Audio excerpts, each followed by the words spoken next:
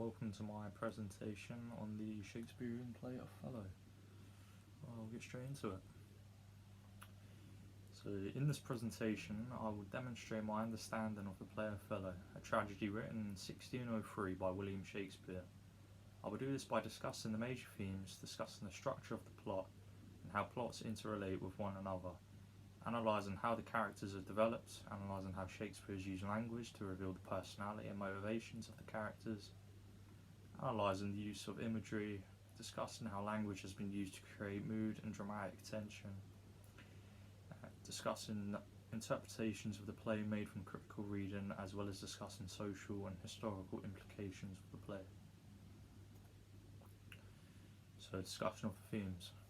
There are many major themes included within the play by Shakespeare that have been placed there to give certain effects upon the audience, as well as to add further layers of the narrative to influence the plot.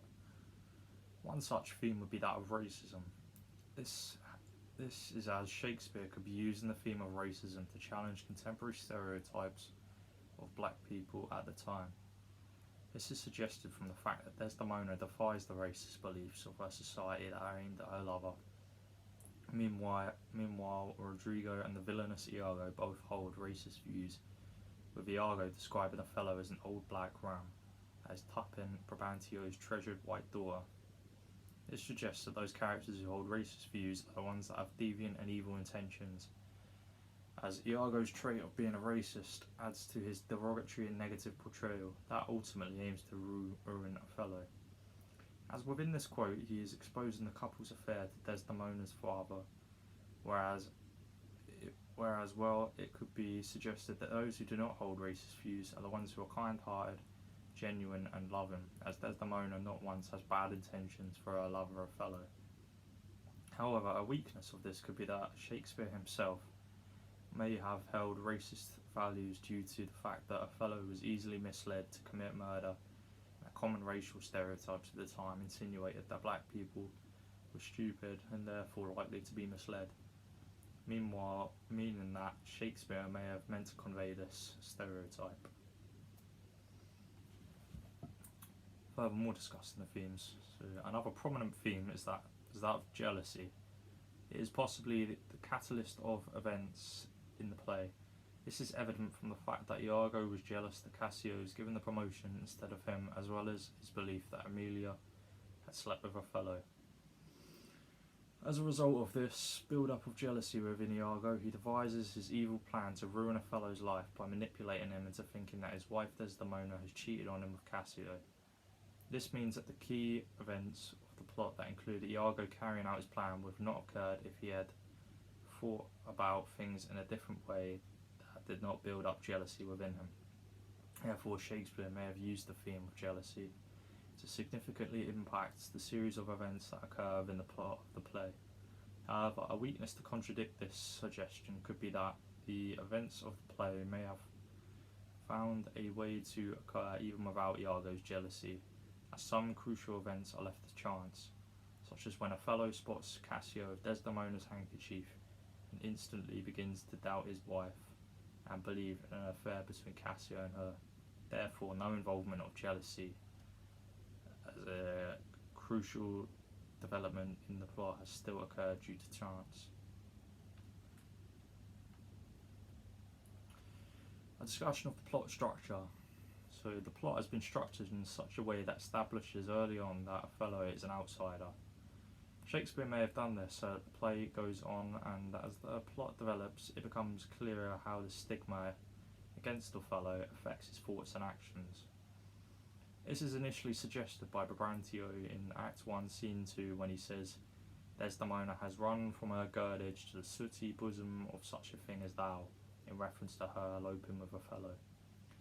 This could give the impression that strength to support this view of the plot structure is that the way in which Brabantio has dismissed Othello inhumanely as a thing will have lowered his self-worth and planted a seed of self-doubt that may have become a factor in his downfall, as he believed the lies about Desdemona cheating, perhaps as he could have had a low sense of self-worth and have been wondering why she may be loyal to him anyway. However, a weakness to suggest otherwise could be that Othello may not actually be viewed as an outsider, as he is already a high-ranking member of the Venetian army, and therefore essentially a part of the circle. This could mean that the tragic events later on in the plot were not a result of him being cast as an outsider, but perhaps the cause of other factors such as the manipulation upon him by Iago. So, discussion of how plots interrelate. The main plot of the play is the tragic downward journey of the protagonist Othello. This main plot is entwined with many subplots of the relationships between characters that ultimately contribute to the climax of the main plot, that being the death of Othello, Emilia and Desdemona. A strength to support this is suggested from the relationship we see between Iago and Rodrigo in Act 1, Scene 1, when they come together through their dislike and hatred of Othello to expose Othello and Desdemona's love affair to Brabantio. His subplot relationship between the two characters ultimately contributes to the main plot of Othello's demise, as the actions of the two characters are an effort to chip away at Othello's life. Furthermore, another strength to support this view of how plots interrelate is the subplot relationship between Iago and his wife Emilia, as his domineering effort in making Emilia take Desdemona's handkerchief in Act 3, Scene 3 ties in closely with his plan to deceive Othello and to bring him down. This subplot therefore could prove to be crucial in contributing to the main plot. However, a weakness to suggest otherwise would be that the outcome of the main plot may have been the same even if the subplot relationships did not happen and therefore did not interrelate. This is as many events in the play occur due to chance, such as Emilia being there to retrieve Desdemona's dropped handkerchief, an object that played a significant role in Othello becoming more consumed with the idea of his wife cheating. An analysis of how major characters are developed. So, Shakespeare develops Othello's character from being a strong warrior to a weak and insecure lover by having the society that surrounds him view him as not good enough. This is suggested from how he is constantly referred to as the Moor by his peers.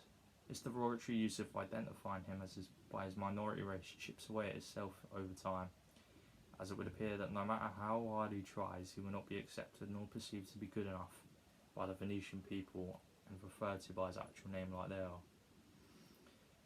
This sense of mentally chipping away at Othello strikes Othello significantly, as although he is well equipped and able to handle himself in physical combat, he appears to be unable to fight in emotional battles. Hence why this constant belittling and lack of respect that certifies him as an outsider is crucial in developing Othello into the weak and broken man that he becomes.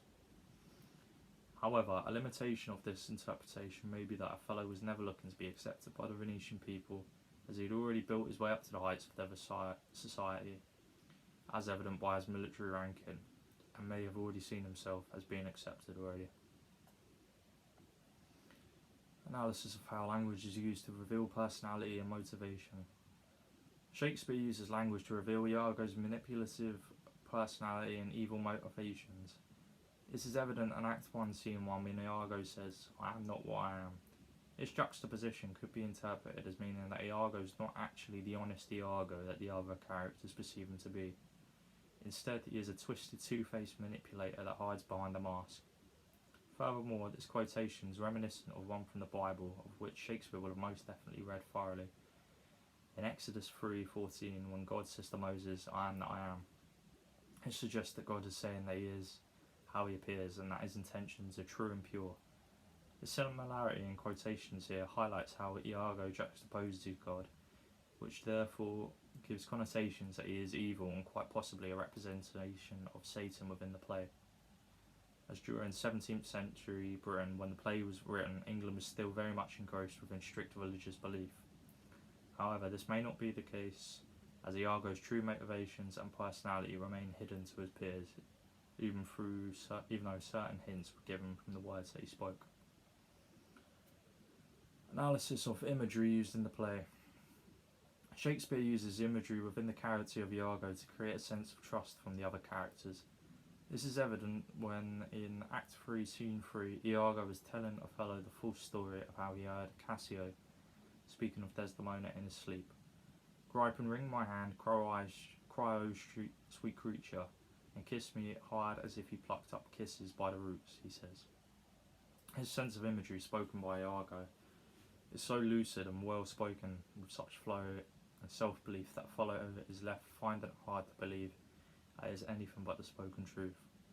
This further empowers Iago to continue carrying out his manipulative plan, as by using such an intense flow of imagery to recount a false event, he has planted the seed of doubt within Othello's mind that will further lead him to his demise. However, this interpretation of Shakespeare's use of imagery could be misinterpreted in its significance, as Othello is only finally settled on the belief that his wife is having an affair with Cassio, when in Act 4, Scene 1, he mistakenly believes that he has heard Cassio talking about Desdemona when he says she is persuaded I will marry her, when in fact he is referring to Bianca. So, a discussion of how language is used to create mood and dramatic tension. Shakespeare uses synesthesia to create a thick and strong tone of jealousy that poisons the mood of the play. This is evident when Iago ironically references it when manipulating Othello into thinking Desdemona has cheated, as he says, "Oh, beware, my lord, of jealousy, it is the green monster which doth mock the meat it feeds on." This example gives both the senses of taste and sight that contribute to the use of synesthesia. This quotation also refers to a green-eyed monster, of which links to the commonality of the Elizabethan times that linked colours to human emotions, such as red with anger. Furthermore, this use of synesthesia also inflicts tension towards the audience, as Iago warns Othello in such way that is ironic and deceiving, as he himself is actually the green-eyed monster that he is referring to, that has a parasite of jealousy feeding on him,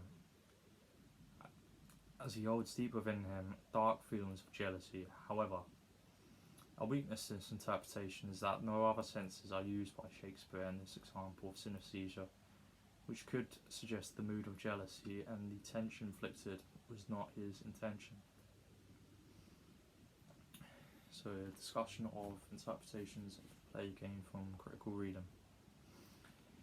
From reading different critics' interpretations of Othello, it's fair to say that the play is powerful and capable enough to make people in the audience rethink their own attitudes. This is suggested from the black actor John Carney, who played the titular character in the 1987 South African production, as he said that even today, Othello still makes people uncomfortable. This is due to the fact that he performed the role in a society that reflected that of Venice in Othello nearly 400 years after it was written. As it was in that apartheid era South Africa, a place that openly mistreated and discriminated against its black population, much like that of in the play.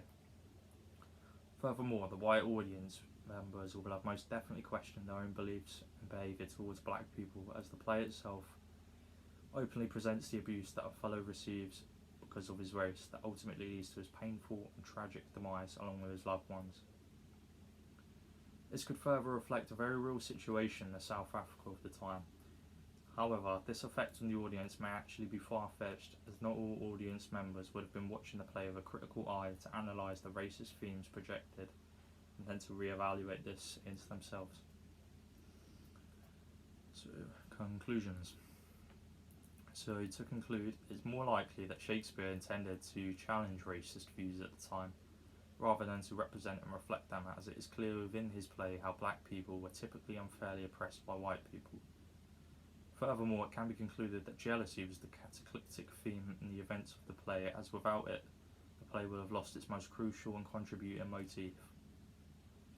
As well as this, it is clear that Othello is an outsider in Venice due to his ethnic background and the way that he is treated, even though he has gained limited respect from his military career. It can also be concluded that even though chance plays a role in the outcome of events in the plot, it is the various subplot relationships between characters that link to the main plot that ultimately contribute to Othello's downfall. It is also clear that the way in which Othello is always put down by his peers for being a Moor develops his character into the weak man that he becomes. It can also be concluded that Shakespeare uses language in the form of juxtapositions to reveal Iago's true evil personality and motivations. Furthermore, it is clear that Shakespeare has used imagery to aid Iago's deceptive nature, along with using synesthesia to create tension and a mood of jealousy. The play Othello is also powerful enough to make people question their own values in modern society, as evident from its performance in South Africa. Finally, Shakespeare manages to accurately portray the common role of women in the Elizabethan era by making it clear their inferior role to their husbands within the play. So a discussion,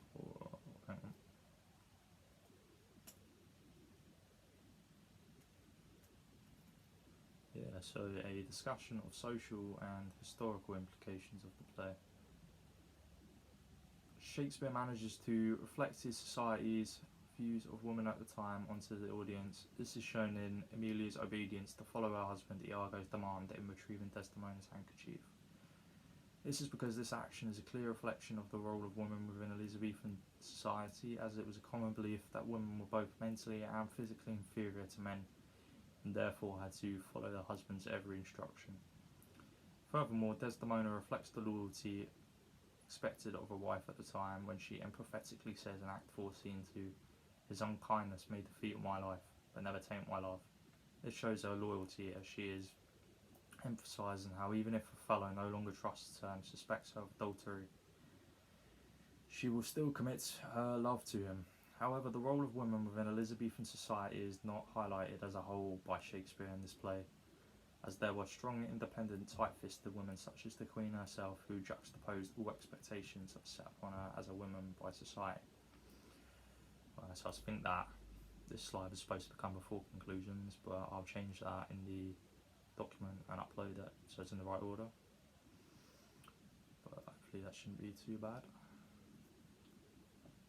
So summary.